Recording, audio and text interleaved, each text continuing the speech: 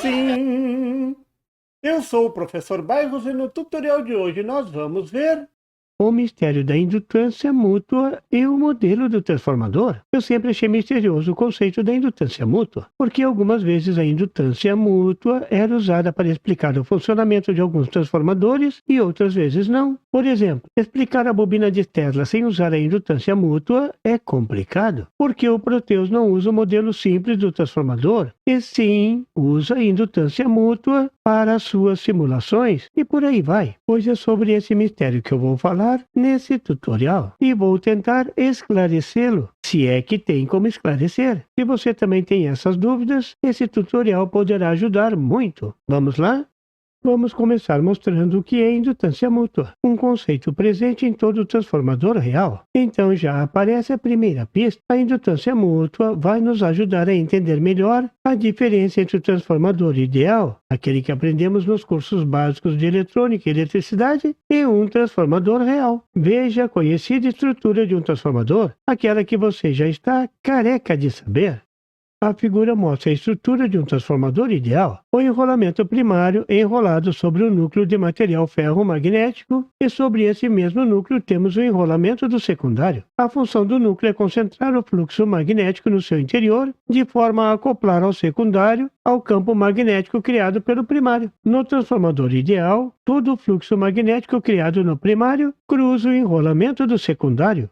Mas no mundo real não é bem isso que acontece. Nem todo o fluxo magnético criado no primário irá cruzar o enrolamento do secundário. A gente diz que há uma fuga de fluxo magnético. O mesmo vai acontecer no campo magnético criado no secundário. Então, a representação de um transformador real deverá levar em conta essa fuga do fluxo magnético. No transformador real, há uma parte do fluxo total criado no primário que cruza o secundário. Vou chamar de fluxo mútuo. E uma parte do fluxo que vai se dispersar. Vou levar em conta somente o fluxo criado no primário. Vamos olhar o transformador do lado do primário. Nesse modelo, sempre é conveniente olhar o transformador pelo lado de maiores piras. O coeficiente de acoplamento relaciona a intensidade do fluxo mútuo e a intensidade do fluxo disperso. O coeficiente de acoplamento é representado pela letra K. E no transformador ideal, o coeficiente de acoplamento é igual a 1. Nos transformadores reais, com núcleo de ferro, como esses para fontes de alimentações, esse valor é menor do que 1, mas se aproxima de 1. O coeficiente de acoplamento K é igual ao fluxo mútuo sobre a soma do fluxo mútuo e o fluxo disperso. No denominador temos o fluxo total criado no enrolamento do primário, pois é exatamente esse fluxo disperso que causa a maioria dos problemas do transformador e que precisam ser levados em conta na hora de projetar ou analisar circuitos com transformador para que consigamos chegar num resultado mais próximo do real. Como a gente faz isso na análise e projeto de um circuito com transformador? Usando modelos. E aqui vai uma pista importante para a solução desse mistério. Você sabia que existem duas abordagens para modelar um transformador? A primeira usa o coeficiente de acoplamento, mas não de forma direta, já que ele, além da questão da dispersão, o transformador também tem indutâncias, que são muito importantes no comportamento do transformador. Então foi criado um modelo usando a indutância mútua, que leva em conta o coeficiente de acoplamento. Note que a palavra mútua está relacionada ao fluxo magnético mútuo, a parte do fluxo que cruza as duas bobinas. No modelo, a indutância mútua é representada pela letrinha M entre os enrolamentos do transformador. Note que o número de espiras não aparece nessa representação. Será outro mistério? Mas existe uma segunda forma de modelar o transformador, o modelo da figura, que parece mais conhecido entre os técnicos eletrônicos e é o preferido entre 9 de cada 10 engenheiros eletrônicos. Nesse modelo aparece um transformador ideal no centro de tudo. Esse é aquele transformador que aprendemos na escola, onde o que mais interessa é a relação de espiras N. Mas aqui são desenhadas duas indutâncias que representam as indutâncias devido à fuga do fluxo magnético. Elas estão relacionadas com o coeficiente de acoplamento K. Quando você montar esse modelo, você deverá montar olhando para um dos lados do transformador. Aqui estou representando o transformador olhando pelo primário. Essa representação não leva em conta as questões relacionadas às perdas no ferro, as perdas devido às resistências dos enrolamentos, a questão das capacitâncias parasitas. Nessa representação eu só estou levando em conta as indutâncias, isso para achar o elo de relacionamento com o modelo da indutância mútua, que é o mistério desse tutorial.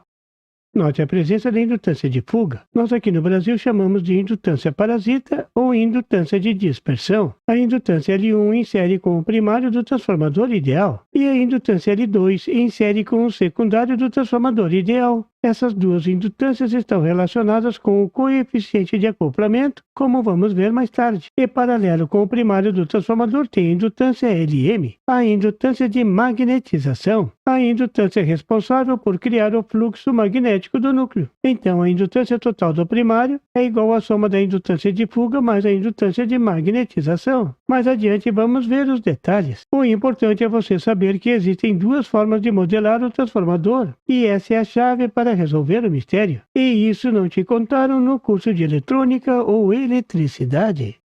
Vou falar um pouco mais sobre o modelo da indutância mútua, esse que a gente não usa muito. O primeiro detalhe é que são indutâncias, então na hora de resolver o circuito AC, elas têm que serem tratadas como impedâncias, e a impedância indutiva é igual a JXL. Mas eu só vou pensar como impedância na hora de resolver o circuito em AC. Para escrever o modelo, posso manter só as indutâncias. Veja que o modelo fica bem simples, desde que a gente saiba como determinar a indutância mútua. Veja a equação para determinar a indutância mútua. Ela relaciona as indutâncias e o coeficiente de acoplamento. Por ter o coeficiente de acoplamento, esse modelo representa um transformador real. Essa é uma equação que você deve memorizar daqui para frente. A indutância mútua é igual à raiz quadrada do produto das indutâncias multiplicado pelo coeficiente de acoplamento.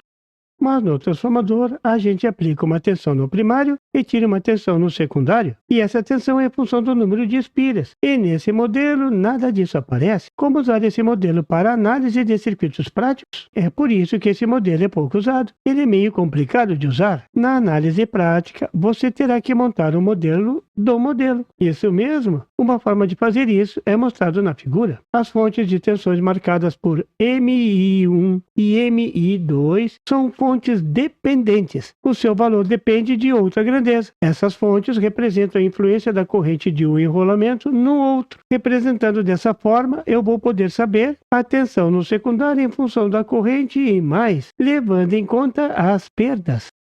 Nada melhor do que mostrar um exemplo bem prático. Se eu usar esse modelo para representar um transformador comum, que reduz a tensão de 220 V para 24 V, se a impedância medida no primário foi de 8 R, qual a tensão que ele vai mostrar no secundário com o circuito aberto? A corrente no secundário é igual a zero. Para simplificar esse primeiro exemplo, vamos supor um coeficiente de acoplamento igual a 1. Na prática, todo mundo sabe que vai medir 24 V. Vamos ver se nesse modelo vamos achar o mesmo valor. Veja que esse é um exemplo bem prático, com valores normalmente encontrados nos transformadores.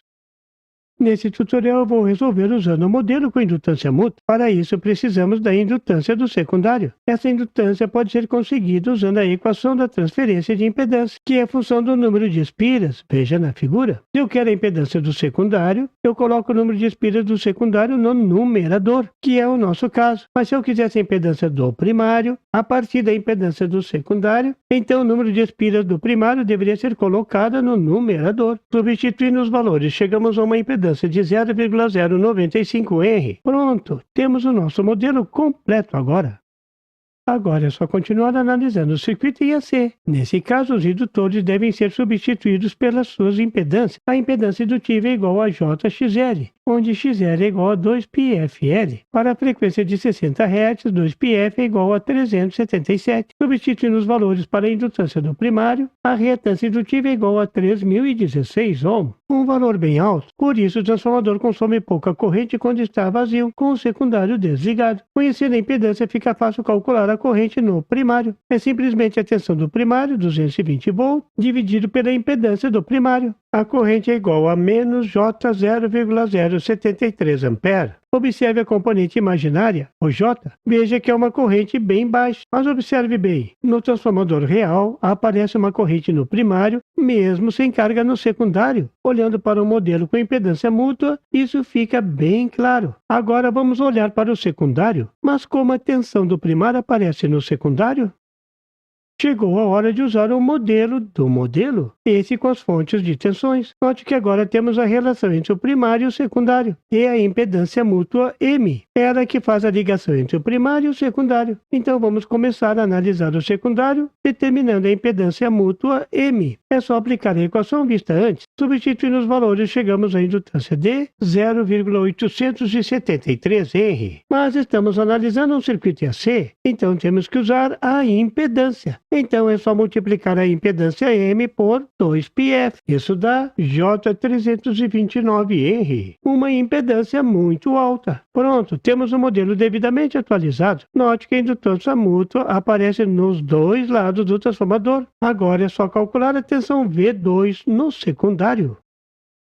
Observe que sem corrente no secundário, não haverá queda de tensão no indutor do secundário. Então, só sobrou a fonte de tensão controlada. A tensão no secundário vai ser igual à tensão da fonte da tensão controlada do modelo. A tensão da fonte da tensão controlada é igual à indutância mútua multiplicada pela corrente no primário. E como a gente já sabe o valor da corrente no primário, fica fácil calcular essa tensão. É só substituir os valores na equação, fazendo o produto e cancelando mais J com o menos J, o milagre acontece. A tensão no secundário é igual a 24 volts. Exatamente o que todo mundo ia medir no secundário desse transformador com o circuito do secundário aberto. Então esse modelo funciona bem.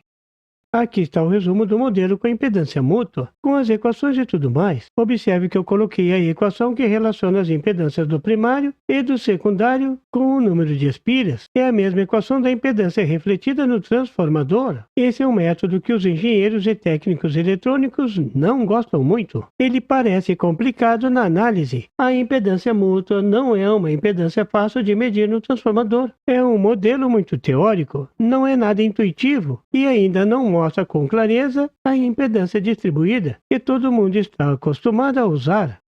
Por outro lado, os simuladores adoram esse modelo. Praticamente todos o adotam. Um caso clássico é o Proteus. Note que nos dados do transformador do Proteus não consta o número de espiras do primário e do secundário. E tenho certeza que isso sempre intrigou você. Aqui está a resposta. Esse simulador usa o modelo da indutância mútua, assim como o LT Spice. Uma vantagem grande desse modelo é que ele pode ser usado tanto para transformadores com núcleo magnético ou não. E mais, ele pode ser usado para indutores magneticamente acoplados, que é o caso da bobina de Tesla. O modelo clássico do transformador só é prático para modelar transformadores com núcleo magnético. Veja como esse modelo é cheio de detalhes, que na maioria das vezes não são salientados nos cursos técnicos. Você viu neste tutorial que existem duas formas de modelar um transformador, uma usando o modelo com a impedância mútua e outra com o transformador ideal. Essa é a solução do mistério de por que você não conseguia entender a utilidade da indutância mútua. Claro que nesse tutorial a luz foi lançada. Vamos nos próximos tutoriais ampliar esse conceito e começar a analisar circuitos com os dois modelos e ver onde um é mais prático de aplicar do que o outro. Será que agora vamos finalmente entender os detalhes da bobina de Tesla? Até os próximos tutoriais e bom proveito!